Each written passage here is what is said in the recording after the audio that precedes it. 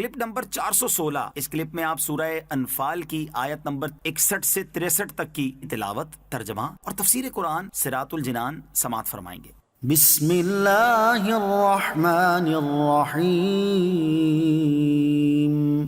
ترجمہ، اللہ کے نام سے شروع جو نہایت مہربان رحمت والا ہے۔ وَإِن جَنَحُوا لِلسَّلْمِ فَاجْنَحْ لَهَا وَتَوَكَّلْ عَلَى اللَّهِ إِنَّهُ هُوَ السَّمِيعُ الْعَلِيمُ۔ ترجمہ، اور اگر وہ صلح کی طرف مائل ہوں تو تم بھی مائل ہو جاؤ، اور اللہ پر بھروسہ رکھو، بے شک وہی سننے والا جاننے والا ہے۔ وَإِن جَنَحُوا لِلسَّلْمِ فَاجْنَحْ لَهَا، اور اگر وہ صلح کی طرف مائل ہوں تو تم بھی مائل ہو جاؤ۔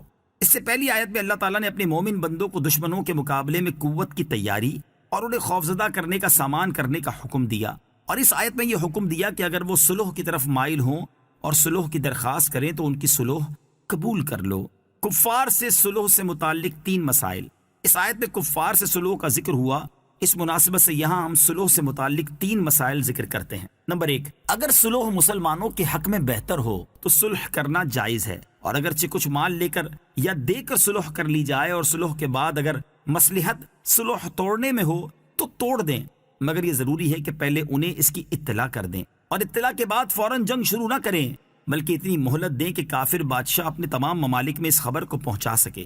یہ اس صورت میں ہے کہ صلح میں کوئی مدت معین نہ کی گئی ہو، اور اگر مدت معین کی گئی ہو تو مدت پوری ہونے پر اطلاع دینے کی کچھ حاجت نہیں۔ نمبر 2، جس مشرک سے معاہدہ کیا جائے وہ مشرکین عرب میں سے نہ ہو، کیونکہ عرب کے مشرکین سے صرف اسلام قبول کیا جائے گا یا جنگ۔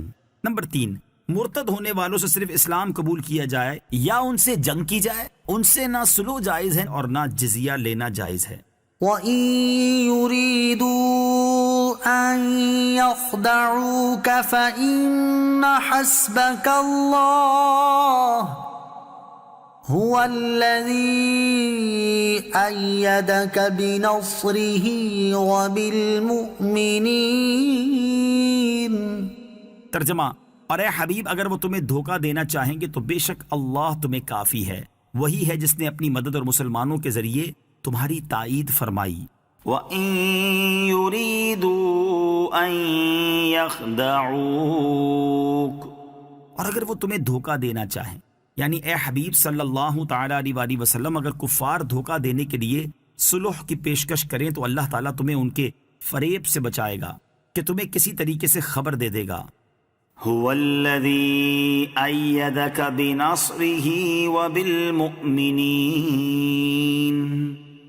وہی ہے جس نے اپنی مدد اور مسلمانوں کے ذریعے تمہاری تائید فرمائی۔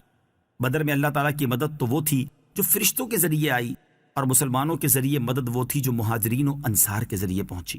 مدد الہی کی صورتیں، اس سے معلوم ہوا کہ اللہ تعالیٰ کی مدد فرشتوں کے ذریعے بھی ہوتی ہے اور نیک بندوں کے ذریعے بھی، نیز ظاہری اسباب کے ساتھ بھی ہوتی ہے اور ظاہری اسباب سے ہٹ کر بھی۔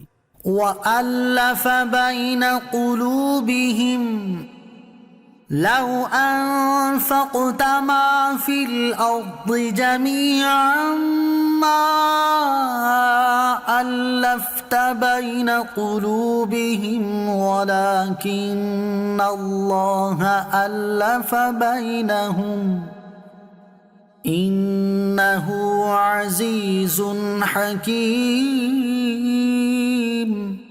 ترجمہ، اور اس نے مسلمانوں کے دلوں میں الفت پیدا کر دی، اگر تم زمین میں جو کچھ ہے سب خرچ کر دیتے تب بھی ان کے دلوں میں الفت پیدا نہ کر سکتے تھے، لیکن اللہ نے ان کے دلوں کو ملا دیا، بے شک وہ غالب حکمت والا ہے۔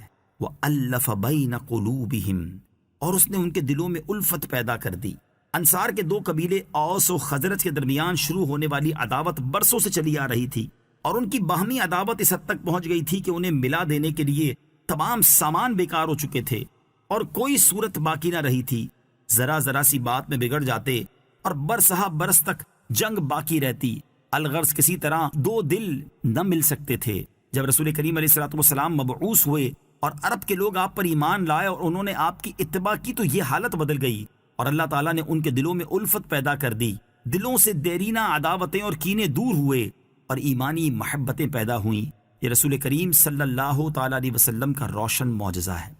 مسلمانوں کی اجتماعیت کا سب سے بڑا ذریعہ۔ یاد رہے کہ سرور کائنات علیہ الصلوۃ والسلام کی محبت مسلمانوں کی اجتماعیت کا سب سے بڑا ذریعہ ہے۔ دیکھ لیں کہ مشرق و مغرب کے وہ لوگ جن کے رنگ، زبان، نسل، معیار زندگی سب کچھ ایک دوسرے سے جدا ہو، لیکن جب ایک کو یہ پتہ چلتا ہے کہ دوسرا شخص بھی سرور دو عالم علیہ الصلوۃ والسلام کا غلام ہے تو فوراً دل میں نرمی و محبت کے جذبات پیدا